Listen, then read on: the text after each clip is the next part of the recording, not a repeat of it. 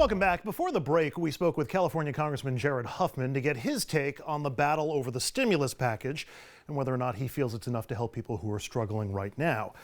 Now let's take a closer look at the politics involved. And for that, let's bring in Dave Levinthal. He's the senior Washington correspondent for Business Insider. Dave, let's start with the case for COVID relief as the fallout continues from the current bill and Democrats and President Trump make the case for larger stimulus checks. Their arguments are pretty easy to understand. Republicans in public are saying that the bill is just too expensive and it's wasteful since, in their view, not everybody needs $2,000 checks. Cynics suggest another motive, that the economy will soon be the responsibility of Joe Biden, not Donald Trump, so COVID relief can help the economy and, by extension, help Biden. Is that closer to the truth of the Republican arguments than the bill costs too much?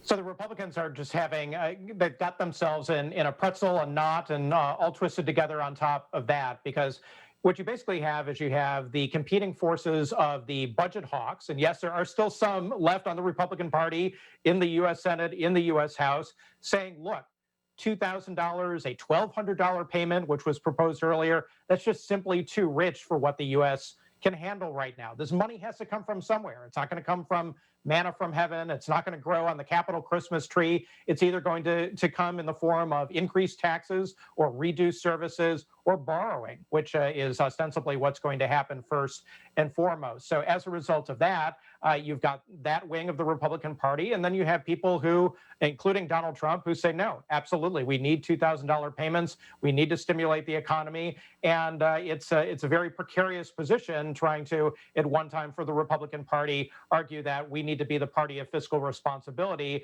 when also at the same time you have the president calling for these significant payments that would do a real number on the U.S. federal debt. I'm unclear where this leaves the relationship between Trump and congressional Republicans. Trump's complaints have him somewhat at odds with Mitch McConnell. Trump wants the $2,000 checks. McConnell wants to protect Loeffler and Perdue in Georgia, but nobody really thinks McConnell wants Americans to get $2,000 checks. So you've got McConnell and Senate Republicans opposing Trump on the stimulus.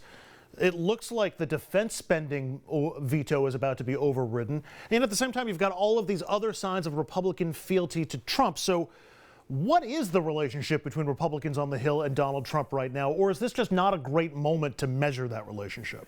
It's tenuous at best. Now, look, the Republicans have done a masterful job, even when you had congressional Republicans disagreeing with the president or disagreeing with how he presented himself or his style on social media, still, when it came to policy, sticking together. This is perhaps the most notable moment in Donald Trump's 4-year presidency, where Republicans are really in quite a mess right now. And you have warring factions, you have disagreements, you have people breaking with the president, and it's all coming within the last month of President Trump's presidency. So Mitch McConnell, as it stands right now, is kind of, in a way, having it both ways. He's saying, no, I am going to reject the U.S. House's $2,000 Democrat-backed proposal to go forward and have a clean bill. And what he's saying is that he's going to take into consideration the notion of going forward with a $2,000 person-by-person payment, but attach it to other priorities that the president likes.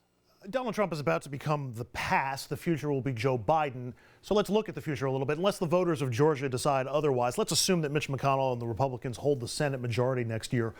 When it was Obama in the White House, McConnell basically tried to block everything and deny any victories to Obama. Will McConnell view Biden differently than he viewed Obama, or is he likely to object to anything that might benefit Biden?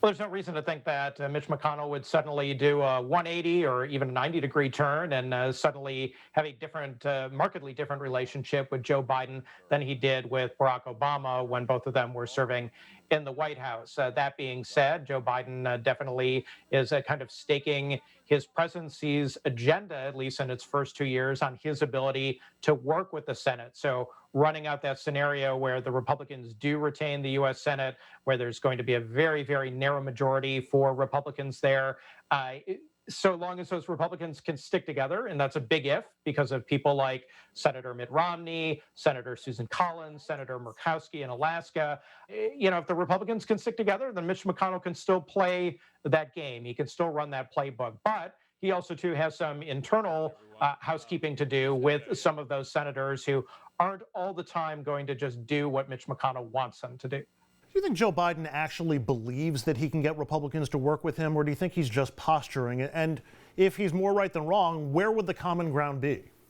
Politicians posturing. I know it seems like a crazy notion. I do think that Joe Biden believes that he, on certain issues, can find common ground, can find commonality with Republicans. He long fashioned himself somebody who is skilled at the art of compromise during his many, many years in the U.S. Senate, himself as president of the U.S. Senate when he was serving as vice president of the United States. So I think that he can, he thinks that he can at least work with some Republicans, and that may be good enough on big priorities that Joe Biden has in regards to healthcare, in regards to the economy, and several other agenda items. Is he going to get everything that he wants? Of course not, and he doesn't think that one bit, but he does hope that he can compromise at least to some degree, given the circumstances that quite possibly will be in play with divided government, Republicans controlling the U.S. Senate, Democrats controlling the House, and Democrats, of course, in the White House by virtue of Joe Biden being there. Let's say the vice president or the president-elect is dead wrong when it comes to Mitch McConnell. What's the worst case scenario for Biden? Let's say McConnell decides to make life as miserable as possible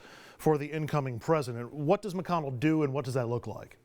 It's McConnell just saying no to everything that Joe Biden wants to do, so long as he knows that he has the votes to do that. Mitch McConnell is also a pragmatist, and he knows that if he just simply can't hold in line certain Republicans in his caucus, that he's going to have to take another route. The one thing that Mitch McConnell will not have is the president of the United States, Donald Trump, being there in the White House to backstop him. So it is going to be a different scenario. But Mitch McConnell, quite possibly next to maybe the president himself, President-elect Joe Biden, that is going to be the most powerful person in Washington, because he has the ability to play that gatekeeper role, has the ability to block Joe Biden's agenda, has the ability to really just determine through the U.S. House all the way through the U.S. Senate what ultimately is going to become law, what ultimately will not become law, and what can kind of get considered in the gray area in between.